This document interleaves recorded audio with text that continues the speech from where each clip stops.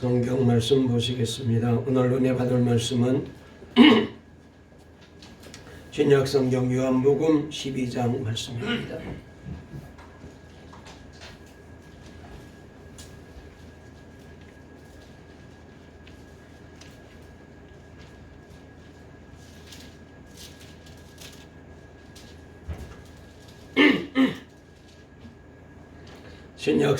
신약 성경 요한복음 12장 44절 말씀부터 47절까지입니다.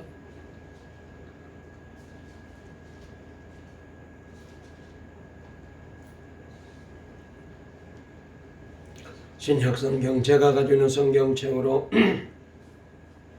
169페이지에 있는 말씀 요한복음 12장 44절 말씀부터 47절까지 우리 다같이 함께 말씀을 합독하겠습니다. 시작. 예수께서 외쳐 이르시되 나를 믿는 자는 나를 믿는 것이 아니요 나를 보내신 이를 믿는 것이며 나를 보는 자는 나를 보내신 이를 보는 것이니라. 나는 빛으로 세상에 왔나니 물은 나를 믿는 자로 어둠에 거하지 않게 하려 함이로라. 사람이 내 말을 듣고 지키지 아니할지라도 내가 그를 심판하지 아니하노라. 내가 온 것은 세상을 심판하려 함이 아니요 세상을 구원하려 함이로라. 아멘.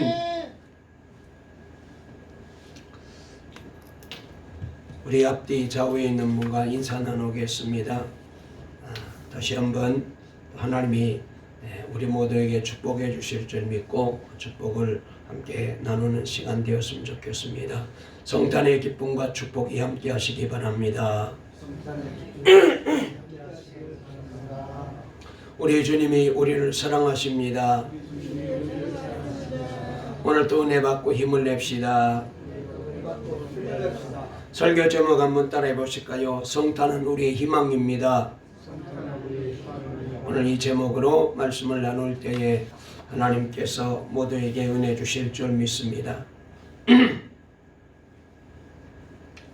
갑자기 목이 자꾸 잠겨가지고 말을 하는데 조금 불편한데 듣기에 불편하시더라도 이해해 주시기 바랍니다. 성탄의 시즌에 들어왔습니다. 성탄의 이 즐거운 시즌에 들어오게 되면은 사람들이 왠지 마음이 설레기도 하고 그래서 이 성탄을 기다리게 되고 또 즐거움을 함께 나누고 싶은 그런 이제 사람들과 시간을 보내기를 원합니다. 이제 특별히 성탄 시즌이 되면은 곳곳에 성탄이 왔다고 알리는 가장 눈에 들어오는 이제 현상이 있다면은 아마 추리를 장식하는 일이라고 생각이 됩니다. 아마 여러분들도 많이 보셨겠지만은 성탄 시즌이 되면은 교회마다 또 거리마다 그리고 백화점과 그리고 상가마다 그리고 아파트 단지 입구에 또 병원 입구에 성탄에 추리를 예쁘게 해놓고 있는 것을 보게 됩니다. 여기 있어요. 그 다음에 또 어떤 사람은 이렇게 집 앞에다가 추리도 하고 집 안에다가 거실에다가도 성탄 추리를 하는 예쁜 모습을 보게 됩니다. 이렇게 저녁에 좀 다녀보게 되면은 성탄 추리를 예쁘게 해놓은 곳이 많이 있더라고요. 특별히 봤더니 아파트 단지에 아주 대단하게 장식을 했더라고요. 특별히 미사 지역에 보니까 새로운 아파트 단지마다 자기네 단지를 좀 더 부각시키려고 그러는지 아유 얼마나 화려하게 추리를 만들어 놨는지 그래서 참 예쁘게 해놨다 그런 생각을 해보게 됩니다. 또 그저께 저녁에는 저기 어떤 병원 앞에 갔는데 그 앞을 지나가는데 얼마나 예쁘게 추리를 해놨는지 이야 정말로 너무 예쁘게 해놨다 그런 이제 생각이 들었습니다. 우리 교회도 이렇게 성탄 추리를 예쁘게 했는데 별까지 빛나니까 예쁘죠? 좀 소박하게 예쁜 추리라고 생각이 됩니다. 그렇습니다. 때로는 화려하게 성탄 추리를 만들어 놓은 것도 있고 또 때로는 예쁘장하게 그렇게 성탄 추리를 만들어 놓은 것도 있고 때로는 소박하게 장식하는 성탄 추리를 보게 되는데 그러면은 도대체 이 성탄 추리는 언제부터 장식하게 됐을까요? 그리고 어떤 의미로 이 성탄 추리를 만들어서 이렇게 예쁘게 장식하게 되었을까요? 종교개혁자 말틴 루터가 크리스마스 이브날 밤중에 숲속을 산책하고 있었답니다. 그런데 평소에 어둡던 숲이 등불을 켜놓은 듯이 환하게 빛나는 그런 광경을 보게 된 거예요. 깜짝 놀라서 다가가서 자세히 살펴보았는데요. 영롱한 달빛이 소복하게 눈이 쌓인 전나무 위에 비추면서 주변을 환하게 비춰서 빛의 향연을 벌이고 있는 아름다운 모습을 보게 되었더랍니다. 루터는 그 순간 중요한 사실을 하나 깨닫게 되었는데요. 인간은 저 전나무와도 같다. 한계인은 어둠 속에 초라한 나무와도 같지만 그러나 달빛이 비쳐가지고 예쁘게 보이듯이 예수님의 빛을 받기만 하면은 주변에 아름다운 빛을 비출 수 있는 존재가 된다. 루터는 이 깨달음을 사람들과 함께 나누기 위하여 그래서 전나무 하나를 집으로 가져왔답니다. 그리고는 전나무 위에다가 그날 밤에 보았던 광경을 떠올리며 눈 모양의 송도가 또 올려놓고 그리고 빛을 발하는 리본과 촛불까지 켜놓게 되었더랍니다. 이것이 바로 크리스마스 추리를 장식하게 되는 유래가 되었대요. 그러니까 크리스마스 추리는 예수님의 빛을 이 세상에 비추는 상징적인 그런 장식이라고 말할 수가 있습니다. 예수님께서 이 땅에 오셔서 어둠 속에 빛이 비추게 된 것을 잘 이 추리가 나타나게 되는 거죠. 우리 이 추리도 불을 환하게 켜놓으니까 잘 예쁘게 안 보이는데 불을 다 끄면은 너무 예뻐요. 정말로 저렇게 예쁠 수가 있을까? 빛이 반짝거리는 추리를 보면서 예수님의 빛 대신 모습을 다시 한번 느끼게 됩니다.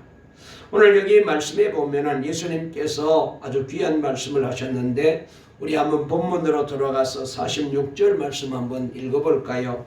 시작. 나는 빛으로 세상에 왔나니 모른 나를 믿는 자로 어둠에 거하지 않게 하려 함이로라. 아멘. 자, 이 말씀은 너무나도 중요하니까 우리 자막을 보면서 다시 한번 읽어볼까요? 시작.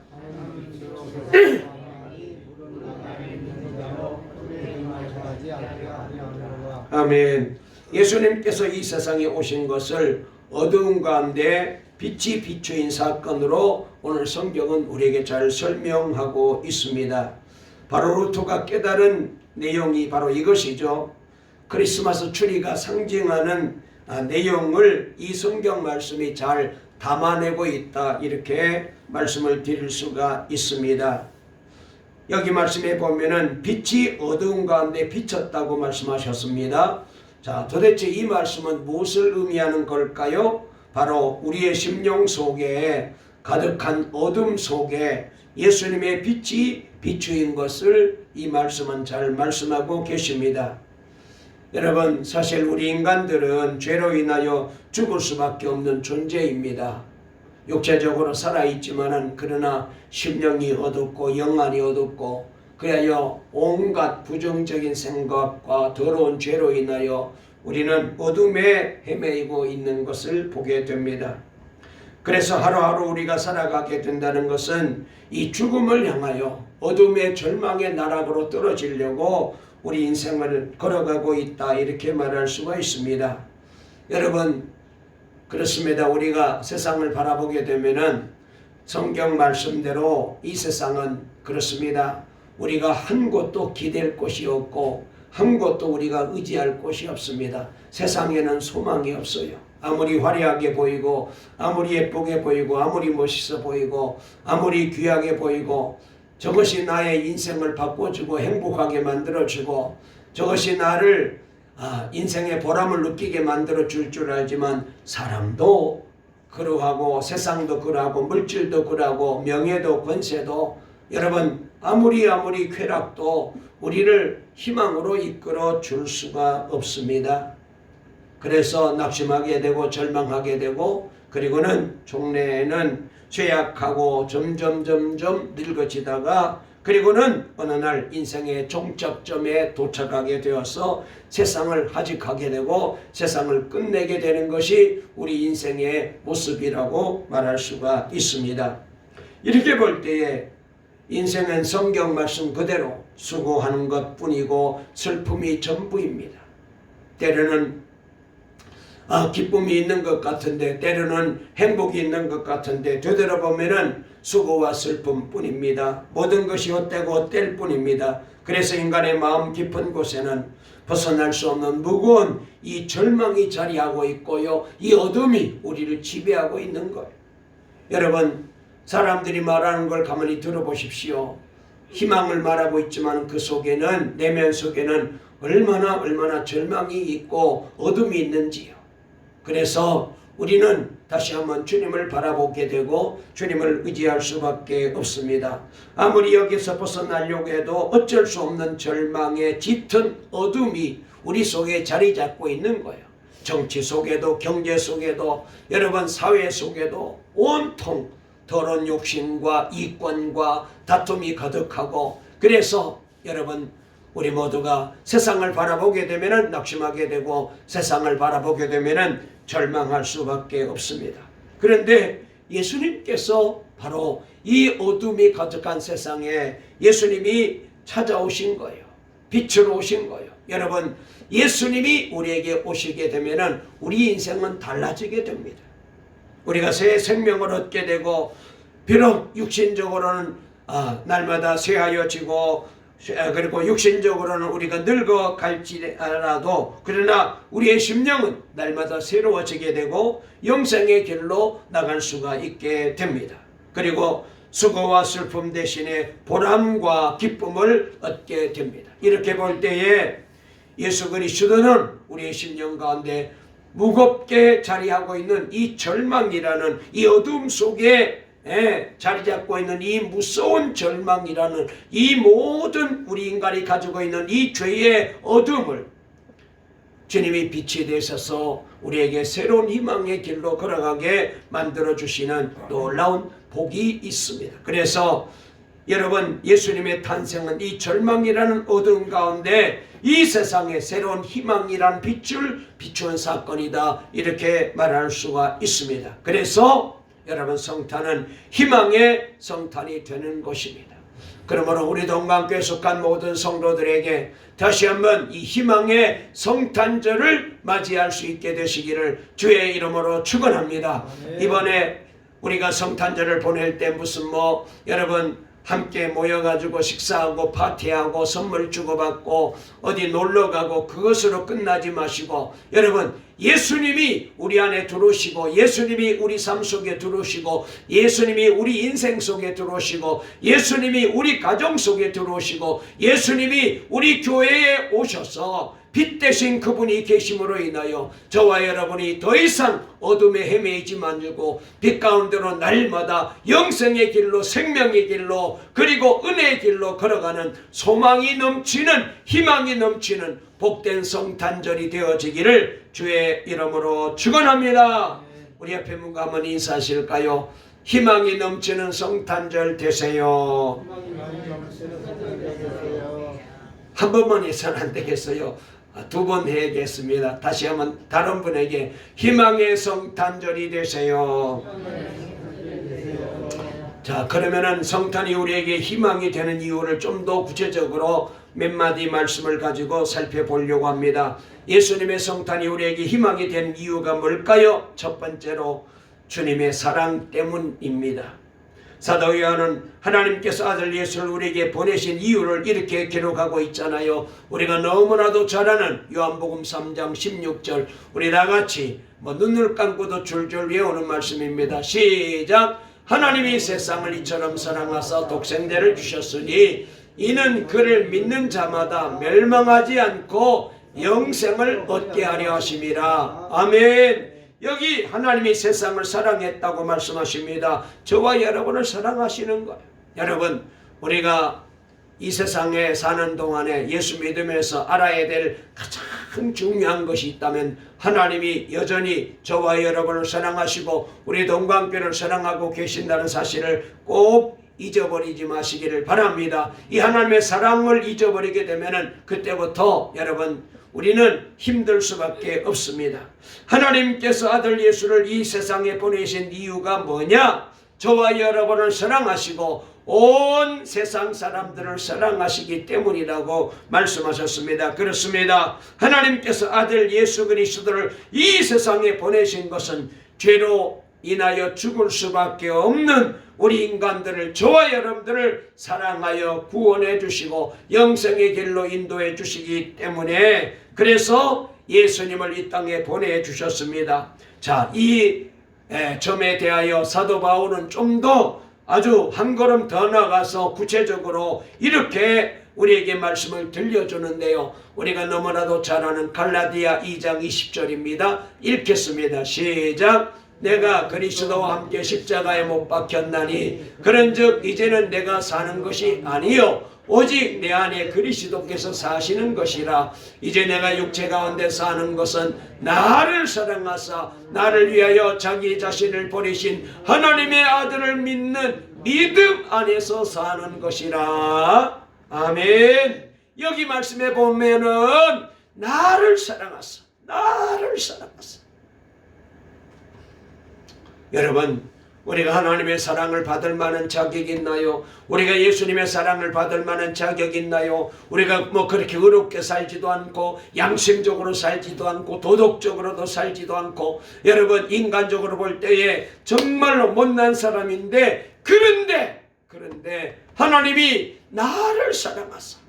우리 한번 해보실까요? 나를 사랑하사. 다시 한번요. 하나님이 나를 사랑하사. 아멘.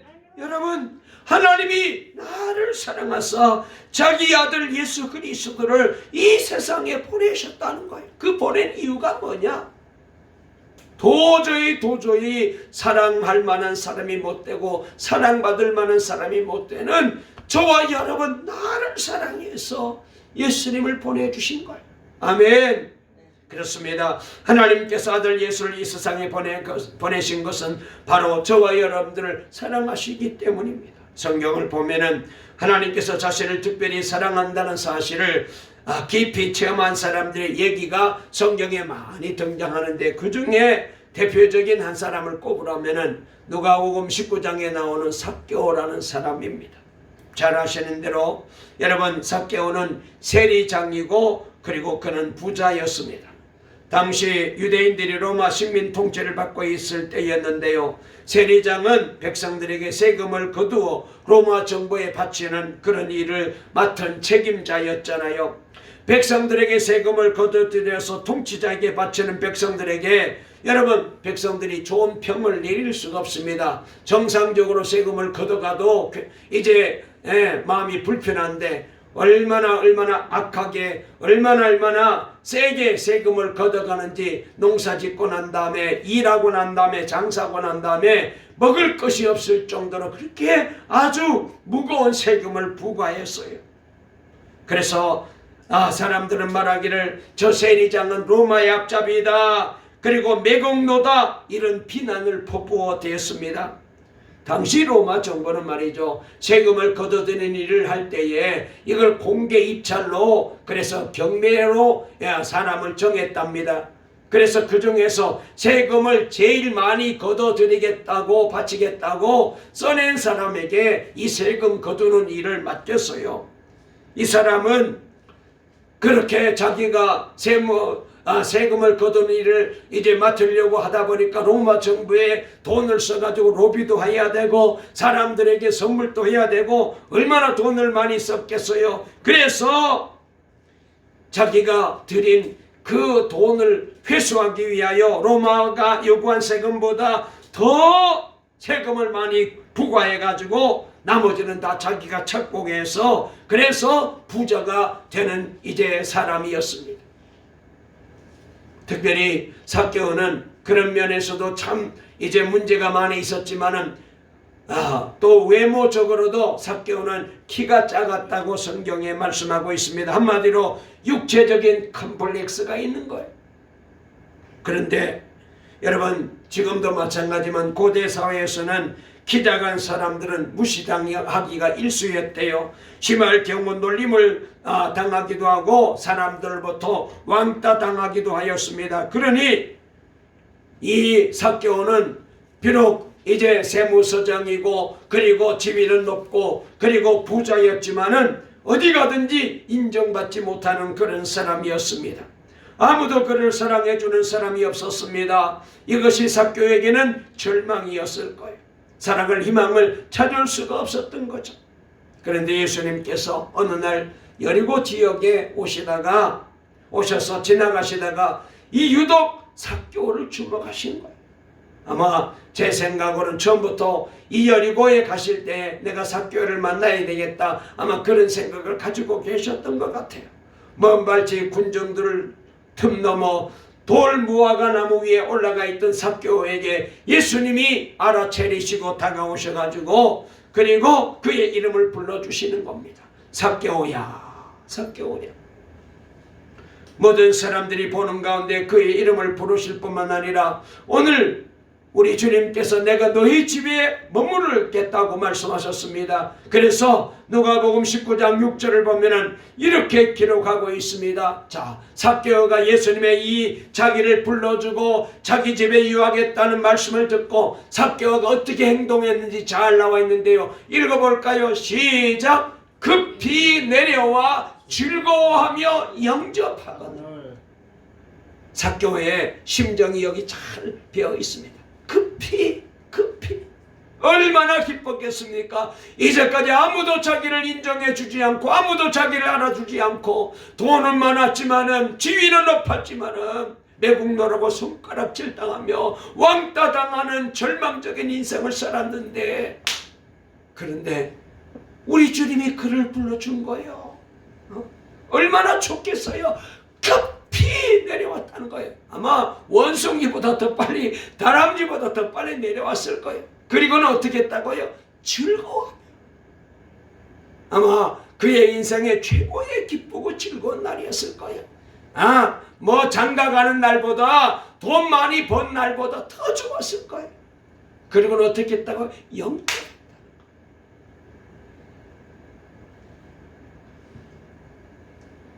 이 사건으로 삭개오는 새로운 희망을 가지게 됐을 것입니다. 예수님께서 자기를 사랑하신다는 것을 깊이 깨닫는 순간 그의 인생이 달라진 거예요. 다른 사람도 아닌 예수님의 사랑을 받게 됐기 때문입니다. 그래서 그가 이제 주님 앞에 나와서 엎드려 하는 말이, 주여, 내가 만약 누구의 재물을 탐한 것이 있다면, 강제로 빼앗은 것이 있다면 내가 4배로 갚아주고 그리고 내 재산의 절반을 내가 가난한 사람에게 나눠주겠습니다. 어떻게 모은 돈인데, 어떻게 긁어 모은 돈인데 이 돈을 그렇게 삭개오가 변화된 거예요. 주님의 사랑이 임하게 되면은, 사랑의 빛이 비추게 되면은 이렇게 인생이 변하고 사람이 변하고 여러분 삶이 달라지는 것입니다. 할렐루야! 우리 주님의 사랑이 오늘 이 성탄절을 준비하고 지키는 우리 동광의 성도님들 속에 이 빛이 다 비춰드리기를 주의 이름으로 축원합니다. 여러분의 가정 속에, 여러분의 인생 속에, 여러분의 삶 속에 주님의 사랑의 빛이 환히 비춰지는 역사가 일어나게 되어지기를 바랍니다. 그렇습니다. 성탄은 우리에게 희망의 사건이에요. 하나님께서 바로 나를 사랑하셔서 예수를 이 땅에 보내주셨기 때문입니다. 예수님께서 나를 사랑하셔서 내 인생에 찾아오셨기 때문이죠. 두 번째로, 여러분, 성탄이 우리에게 희망의 성탄이 되는 것은 함께 하심 때문이에요. 마태는 예수님의 탄생 이야기를 기록하면서 요셉이 꿈속에 주의 사자를 만난 이야기를 우리에게 잘 소개하고 있습니다. 특별히 그 중에서도 마태복음 1장 23절 우리 한번 읽어보실까요? 시작. 아들을 낳을 것이요 그의 이름은 임마누엘이라 하리라 하셨으니 이를 번역한 줄 하나님이 우리를 하셨습니다. 아멘. 마리아를 통해서 태어날 아기 예수님의 별명이 뭐라고요? 임마누엘이라는 것입니다. 그리고 그 이름의 뜻은 하나님이 우리와 함께 계신다, 그런 뜻이에요. 그래서 이 성탄절날 이제 말씀을 준비하면서 오늘 이제 오전 시간에는 성탄은 우리에게 희망입니다. 그리고 오후에는 우리 모두가 성탄을 기다리고 사모합시다. 그리고 성탄절날 예배 시간의 설교는 임마누엘. 그래서 쭉 차례대로 말씀이 연결되리라고 생각됩니다. 여러분, 사실 성탄 사건은 인류 종교사의 하나의 혁명적 사건이라고 할 수 있어요. 신이 인간이 되셔서 인간과 함께 하시는 사건이기 때문에 여러분, 이런 일이 세상에 어디 있단 말입니까? 사실 잘 아신 대로 모든 종교는 신과 인간을 분리시켜요. 왜냐하면 그래야 신이 더 부각이 되고 그래야 신이 더 높아지고 그렇잖아요. 그래서 인간은 신의 도움이 필요할 때 그래서 신전을 찾거나 신의 이름을 부르게 됩니다. 그러나 성탄 사건 이후에 이 놀라운 관계가 달라졌어요. 하나님께서 직접 저와 여러분을 찾아오셨습니다. 그리고 저와 여러분과 함께 하시겠다는 거죠. 그래서 어디에서도 우리는 주님을 만날 수가 있어요. 어디에서도 예배를 드릴 수 있게 된 것입니다. 그뿐 아니라 어디에서나 우리가 기도해도 주님은 우리 기도를 들으십니다. 어떤 상황에서도 기도하면 됩니다. 여러분, 저와 여러분 모두가 날마다 함께 하시는 주님을 체험하고 사시기를 주의 이름으로 축원합니다. 가정에 계시든지 직장에서 일하다가 안 그러면 지하철 타고 가시든지 차 몰고 가든지 길을 걸어가든지 우리 아이들 학교 가든지 어디에서나 주님이 나와 함께 하십니다. 체험하고 간증하는 복된 성도 되시기를 바랍니다. 이 임마누엘 사건은 우리에게 더할 수 없는 희망이 되는 거예요. 그래서 광야 같은 인생길을 주님과 함께 걸어갈 수 있게 되었기 때문에 여러분, 저도 그렇지만 아마 우리 장로님이나 집사님들도 그럴 거예요. 나이를 먹어가면서 느끼는 게 인생길이 힘들다라는 거예요. 장로님도 그렇게 생각하셔요? 네. 우리 조금 젊은 우리 김선미 권사님 어때요? 인생길이 조금 힘들어요? 아니에요? 어? 아직도 몰라. 철없는 권사네. 나이가 몇인데 아직도 우리 경련이에게 물어볼까?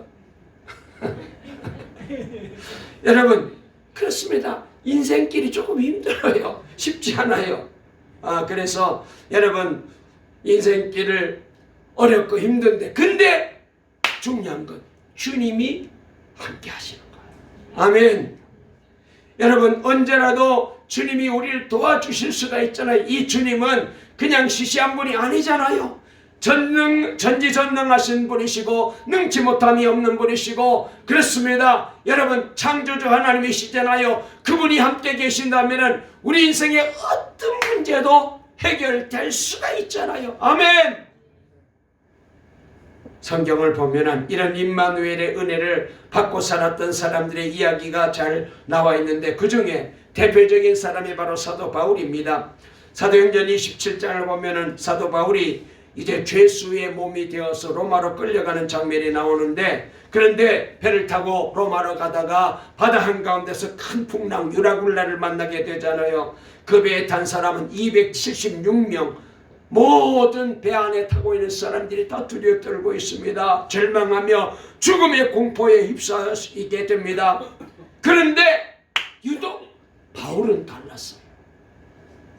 모든 사람은 다 죽게 생겼다고, 바다에 이제 빠져서 다 이제 인생 끝나게 되었다고 했는데 바울은 달랐습니다. 담대합니다. 오히려 사람들에게 이렇게 말합니다. 이제는 안심하라. 너희 중 아무도 생명에는 아무런 손상이 없겠고 오직 배만 조금 파손될 뿐이다. 절망 중에 희망을 말하는 거예요. 어떻게 그럴 수가 있습니까? 사도행전 27장 우리 한번 23절 말씀부터 한번 읽어볼까요? 말씀을 좀 읽어보겠습니다. 시작. 내가 속한 바 곧 내가 섬기는 하나님의 사자가 어젯밤에 내 곁에 서서 말하되 바울아 두려워하지 말아라. 내가 가이사 앞에 서야 하겠고 또 하나님께서 너와 함께 항례하는 자를 다 내게 주셨다 하였으니 그 뒤에 나와 성경 찾았나요? 자, 여기 말씀해 보니까 사도 바울이 하나님이 나와 함께 하신 하나님께서 내게 말씀해 주셨다. 한 사람도 생명을 잃지 않게 될 것이다. 하나님께서 내게 말씀해 주셨다고 그렇게 담대하게 말하게 됩니다. 여러분, 이게 뭐예요? 임마누엘의 은혜인 거예요. 아무리 세상 사람들은 더 죽게 생겼다고 말하는데 바울은 아닙니다. 나와 함께 하신 하나님이 내게 말씀해 주셨습니다. 아무도 생명에 그런 이제 해는 없을 거라고 말했습니다. 여러분, 이렇게 어떤 상황 속에서도 임마누엘의 은혜를 누리는 사람들은 절망하지 않습니다. 우리 동방교회 모든 성도들에게 이 임마누엘의 은혜가 임하시기를 주의 이름으로 축원합니다. 절망하지 마시고 소망을 가지고 사세요. 스코틀랜드의 남극 탐험대가 출발해서 남극을 탐험하게 되는데 그 대장이 누구냐면 베어드라는 사람입니다. 이 사람이 대원들을 이끌고 남극을 탐험하게 되었습니다. 캠프를 치고 혼자서 무전기를 들고 남극 꼭지점을 향하여 이 대장이 걸어가고 있었습니다. 그런데 얼마 뒤에 갑자기 큰 눈 폭풍과 휘몰아치기 시작하면서 그 사람을 덮쳤어요. 그리고 갑자기 낮아진 기압 때문에 손에 쥐고 있던 무전기마저 건전지가 폭파되면서 투절되고 방향을 잃어버리고 말았대요. 추위로 몸은 점점 얼어붙고 더 이상 움직일 수 없는 상황이 되었습니다. 이제 나는 여기서 죽게 되는구나, 그런 생각에 떨면서 절망의 어둠이 그에게 밀려 들어왔답니다. 그런데 그때 갑자기 머릿속에 단어 하다가 번뜩하며 지나갔는데 그 단어가 뭐냐? 임마누엘. 하나님이 나와 함께 하신다, 이 단어가 떠오른 거예요. 그러면서 손을 불끈 쥐고 이렇게 외쳤습니다. 그렇지, 하나님이 지금 여기서도 나와 함께 하시지, 나는 결코 나 혼자가 아니야. 그 순간 희망이 솟아오르기 시작한 거예요. 그리고는 믿음을 가지고 자기가 걸은 방향을 향하여 온 천지가 다 눈밭이 바뀌어져 가지고 어디가 길인지 알 수 없지만 그러나 한 걸음씩 나아갑니다. 결국 자기가 출발했던 캠프로 살아 돌아올 수 있게 되었다는 거예요. 여러분, 오늘도 마찬가지입니다. 하나님께서 함께 하신다는 사실을 깨닫는 순간 새로운 희망을 가질 수가 있습니다. 어떤 절망 속에서도 다시 희망을 찾을 수 있게 됩니다. 그렇습니다. 성탄은 그래서 우리에게 희망의 사건이에요. 하나님이 우리와 함께 하시기 때문에 한번 크게 외쳐보실까요? 하나님이 오늘도 우리와 함께 하십니다. 마지막 세 번째로, 왜 성탄이 우리에게 희망이냐? 구원하심 때문에 그래요. 누가는 예수 탄생 이야기를 기록하면서 마리아가 천사로부터 들은 이야기를 우리에게 이렇게 전해주고 있습니다. 누가복음 1장 30절 한번 읽어볼까요? 누가복음 1장 30절 시작. 천사가 이르되 마리아여 무서워하지 말아라, 내가 하나님께 은혜를 입었느니라. 보라, 내가 잉태하여 아들을 낳으리니 그 이름을 예수라 하라. 그 뒤에 여러분, 이 예수란 이름은 여러분 바로 우리를 구원하시는 구원자라는 말씀이잖아요. 그래서 마태복음 1장 20절 보면 이렇게 요셉에게 우리 주님께서 천사를 통하여 말씀을 들려주십니다. 다 같이 한번 읽어볼까요? 시작. 이 일을 생각할 때 주의 사자가 현명하여 이르되 다윗의 자손 요셉아, 내 아내 마리아의 이름을 거하지 말라. 내게 된 자는 성령으로 된 것이라. 그를 낳으리니 이는 예수하라. 이는 내가 그의 백성을 계시에서 보낸 주님이라 하시니라. 아멘. 여기 마리아가 낳은 아이의 이름을 예수라고 부르라고 했습니다. 그리고 그 이름을 왜 불러야 되느냐? 그가 바로 우리를 구원할 자이라는 거예요. 여러분, 사실 하나님께서 아들 예수를 이 세상에 보내셔야만 되는 이유가 있습니다. 그것은 이 땅에 평화를 주기 위함이 아닙니다. 사람들로 하여금 잘 살게 해주시기 위해서가 아닙니다. 사람들의 소원을 이루어주시고 병이나 고쳐주려고 예수님을 보낸 것이 아닙니다. 왜 예수님을 보내셨느냐? 우리를 구원하기 위해서. 아멘. 인간의 궁극적인 문제를 여러분, 죄로 인하여 멸망당할 수밖에 없는데 이 죄에서 우리를 구원하기 위해서 예수님을 이 땅에 보내주신 것입니다. 자, 우리 인간은 말이죠, 바울의 말에 의하면 이런 인간입니다. 우리 다 같이 로마서 7장 18절 말씀 한번 읽어볼까요? 시작. 내 속 곧 내 육신에 선한 것이 거하지 아니하는 줄 아노니 원함은 내게 있으나 선을 행하는 것은 없노라. 내가 원하는 바 선은 행하지 아니하고 도리어 원하지 아니하는 바 악을 행하는도다. 그랬어요. 여러분, 여기 말씀에 잘 나와 있는 대로 여러분, 우리 인간은 아무리 노력해도 결국은 악한 인생으로 살아가게 되어 있어요. 그래서 여러분, 이 악한 죄로 인하여 우리를 멸망당할 수밖에 없었습니다. 그런데 예수님을 보내주셔서 우리를 이 죄에서, 이 악에서 우리를 건져주시고 모든 더러운 죄에서 우리를 깨끗하게 씻어주시려고 이 땅에 예수님을 보내주셨다고 말씀하고 있습니다. 어느 날 루터가 이상한 꿈을 하나 꾸었대요. 마귀가 찾아와가지고는 이 루터가 이제까지 살면서 지은 제목을 쭉 적어놓고, 봐라, 이게 네가 살아온 모습이야. 이렇게 네가 온갖 죄를 다 지었는데 너는 이 죄값으로 지옥에 떨어져야 돼. 너랑 함께 지옥에 들어가자. 그러면서 막 루터의 손을 끌더랍니다. 루터가 그때 담대하게 이렇게 말했던 마귀 보고, 그래, 이것밖에 없어? 이렇게 말했던 마귀 보고, 그러니까 마귀가 또 어느 곳에 다녀오니 또 몇 가지 루터가 지은 죄를 더 그냥 적어가지고 계속해서 네가 지은 죄가 이렇게 많지 않느냐, 그러니까 너는 지옥 갈 수밖에 없어. 나랑 지옥 가자. 그렇게 막 끌고 가더랍니다.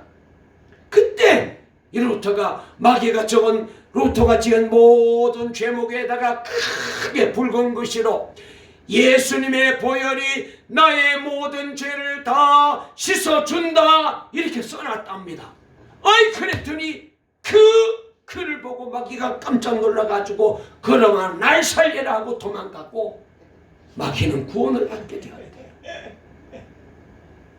여러분, 예수를 영접한 사람들은 더 이상 죄가 그 사람을 지배할 수 없습니다. 아멘. 더 이상 저와 여러분에게는 죄가 왕노릇할 수 없습니다. 죄가 힘쓸 수 없습니다. 물론 여러분, 이제 우리가 앞으로도 이 땅에 사는 동안에 여러분 죄를 지을 수 있어요.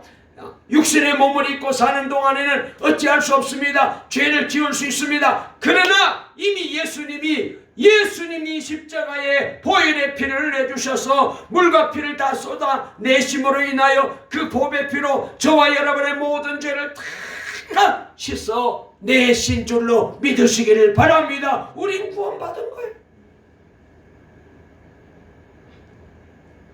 그래서 영적인 절망, 인간의 본질적인 절망에서 우리는 벗어나게 되었습니다. 사랑하는 여러분, 그렇습니다. 성탄은 우리에게 희망의 사건이에요. 우리가 예수로 인하여 구원을 받게 되었기 때문입니다. 그러므로 오늘 이 귀한 성탄의 축복이 우리 동관교회 모든 성도들에게 임하시기를 주의 이름으로 축원합니다. 여러분의 심령과 인생 안에 주님께서 임마누엘 하시기를 바랍니다. 그래서 여러분을 짓누르던 모든 절망이 떠나가고 어둠이 떠나가고 죄가 떠나가고 그리고 새 희망을 가지고 주님의 손에 붙들려 멋지게 새해를 출발해 나갈 수 있는 우리 성도들 다 되시기를 간절히 주의 이름으로 축원합니다. 살아계신 하나님 감사합니다. 성탄은 우리 동과 함께 모든 성도들에게 희망인 줄로 믿습니다. 성탄은 대한민국 백성들에게 희망입니다. 성탄은 온 인류에게 희망이 되는 줄로 믿습니다. 왜냐하면 성탄은 우리에게 주님의 사랑을, 하나님의 사랑을 체험하게 만들어 주셨습니다. 성탄은 우리에게 주님이 함께하는 놀란 기쁨을 허락해 주셨습니다. 그리고 성탄은 우리를 죄에서 건져주는 기적 같은 구원의 사건입니다. 이 은혜와 이 복을 우리 교인들이 더 누리며 살아갈 수 있도록 축복해 주시옵소서. 예수님의 이름으로 기도 올리옵나이다. 아멘.